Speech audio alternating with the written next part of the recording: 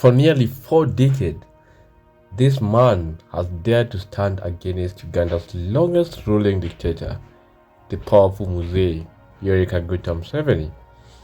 He has even gone further to suffering, brutal arrests, abductions, and torture, but he still refuses to surrender. We all know him.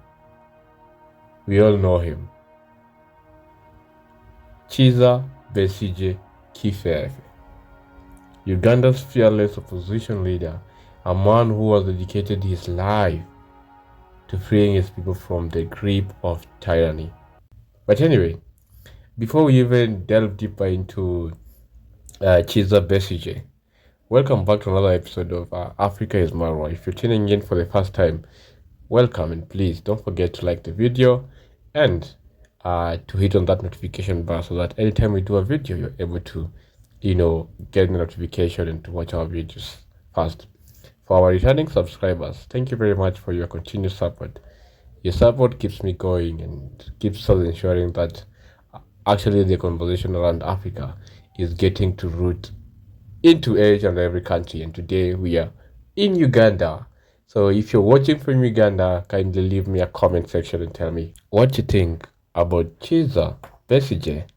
Is he going to be released, or is he going to continue with his endless sufferings? So let's get into the indifference of what seems like to be the root cause between Kizza Besigye and Museveni. Of course, we all know that Museveni has ruled Uganda since 1986. That is likely. I mean, we're in 2025, so it means he is there for almost 40 years now. For all those years, he has specifically specialized in silencing his critics. He has been so good at crushing his opposition. We all know how Ugandan politics are. No matter how, the activists have tried to come out to, speak out about the endless brutality, especially among the opposition, Museveni has always stood strong in ensuring that he crushed anyone that he thought would be an ideal opposition. Besigye hasn't been not just any critic to Museveni, but he has been the man Museveni fears the most. I mean, a thorn in the eye. For a very long time, he hasn't let Museveni breathe, and he has been the subject to, all these uncountable tortures from the Museveni himself. So what then happened to these two wonderful young soldiers who were once serving in the army together? From now big friendships to, to bring threat to each other and to a growing enmity. Once Besigye and Museveni fought side by side to liberate Uganda, Museveni betrayed the dream of the democracy that they had, and Besigye stood up to stop him. And this is why Besigye has been so much opposed to Museveni, because he betrayed the will of democracy that the soldiers had.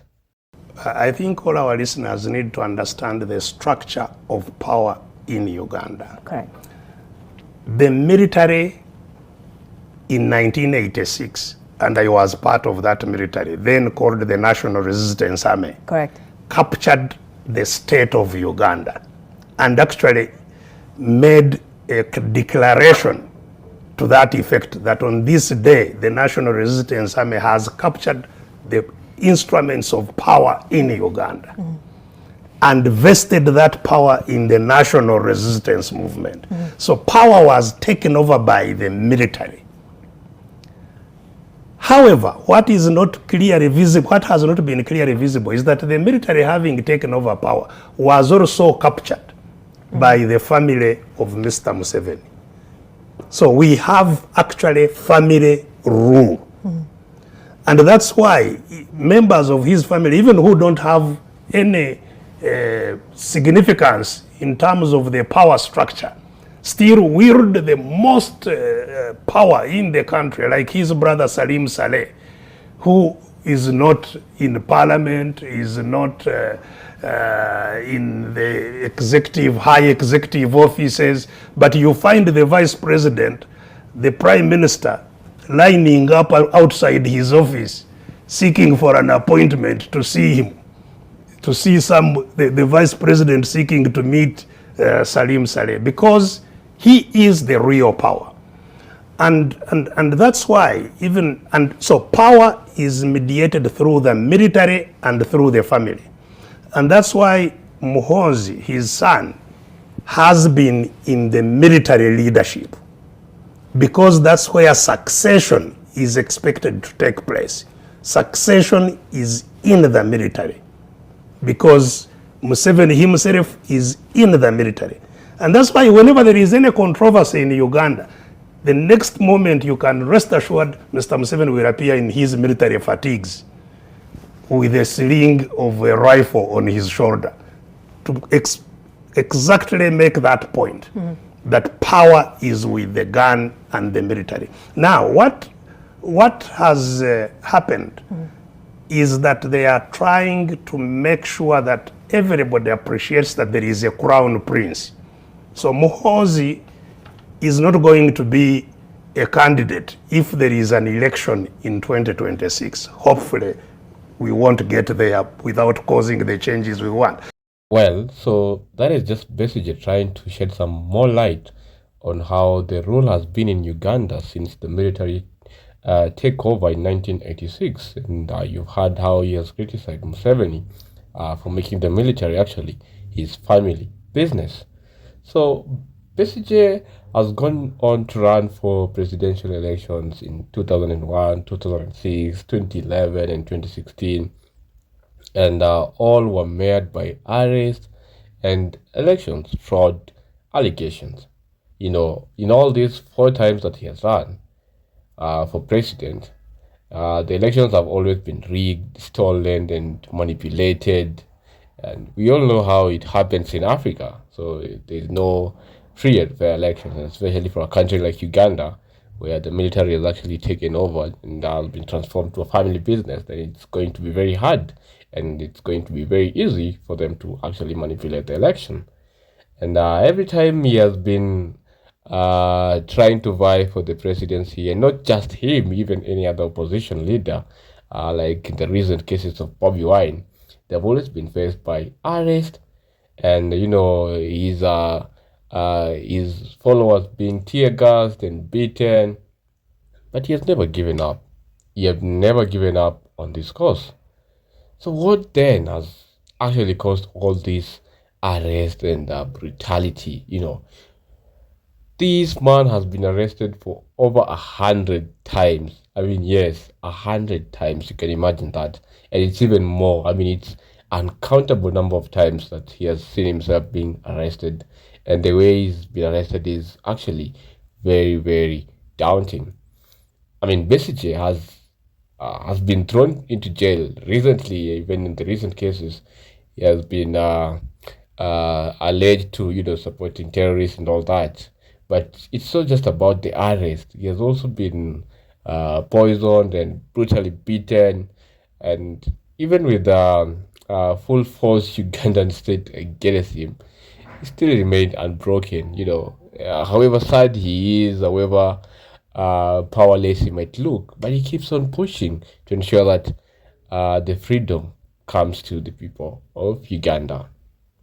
This is the price of standing for the truth, especially for a country like Uganda that has never seen so many presidents, while other politicians know how to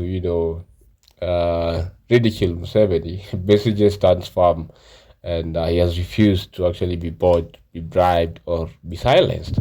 And having that the country has been captured, the parliament, the judiciary, so they can actually do nothing to help Besigye. But this man has never been tired. And this is why the people love him. And this is why actually Museveni keeps on even traumatizing him, keeps on subjecting him to more torture.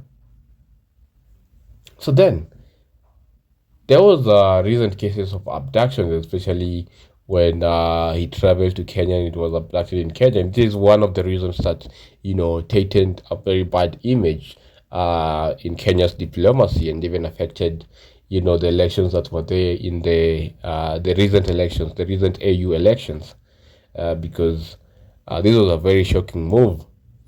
Besigye was abducted in Kenya and uh, proving that Museveni's dictatorship was just extending beyond the Ugandan border. So it doesn't matter where he is. I mean, whether he seeks refuge in another country, he still gets a point where he has to arrest him. But why? Why Museveni? Why? It is because Museveni will never stop at nothing but to silence his critics, and he is very good at that. But the people have always stood up with, Besigye. The Ugandans and Kenyans, especially those who are on X, always demanded for his freedom, and we have seen many voices of justice that have been coming out, in support of Besigye. Well, this time it is not just about arrest or him being in opposition, but he has been labeled a terrorist, and we don't know if this is Museveni's desperate lies or those who are pro-government, especially in Uganda. They have been very desperate to destroy Besigye, and this hasn't been even hidden. And Museveni has continuously, together with his regime, labeled him, the bad guy or the terrorist or the one who opposes everything and is not for the goodwill of the citizens of Uganda. And this man who actually fights for democracy is now being labeled being a terrorist. I mean, which doesn't really sound well with him or his supporters, his lawyers, because they have come out very clearly to respond to all these accusations and allegations. And he has been actually, giving responses while smiling because, he laughs off these critics saying that it's just lies and it's not the truth because they just want to play him as the bad guy as they have done before. But he has been getting very good support from from people, and he actually even staged a hunger strike, and this symbolized a very huge cry for justice to a point of even deteriorating his health. I mean, he has been showing up to the courts while on a wheelchair, and they still don't see mercy in him. So, while in jail, he actually called on a hunger strike, looking for a way on how people can see how he is determined to ensure that Museveni actually realizes that this is very wrong. But Museveni has been saying that he has actually won this battle and he has stood firm that he's not going to release Besigye. But he has continuously hold on to his beliefs and especially to the protest that he has made and the message that he has been sending the world to the world out there that he has been treated unfairly because truly Uganda is suffering and the people are way tired and their voices need to be accelerated. And even without food in prison and the hunger strike, he has still remained stronger than Museveni can ever imagine. So why? Why will Museveni not release him? I mean, why? Ugandans, you can tell me in the comment section, why doesn't Museveni want to really release him? Does he know that as long as Besigye is free, his dictatorship is in danger? Or what is the reason that really keeps him in jail? I mean, why do Museveni keeps on harassing him and even other opposition leaders and the Ugandans are silenced? I mean, aren't Ugandans agitated enough or angry enough when their loved, leaders are kept silent and their voices are actually shut down? But for how long will this continue? We understand, especially the Gen Zs in Kenya gave a very clear dedication and direction for the youths in Africa.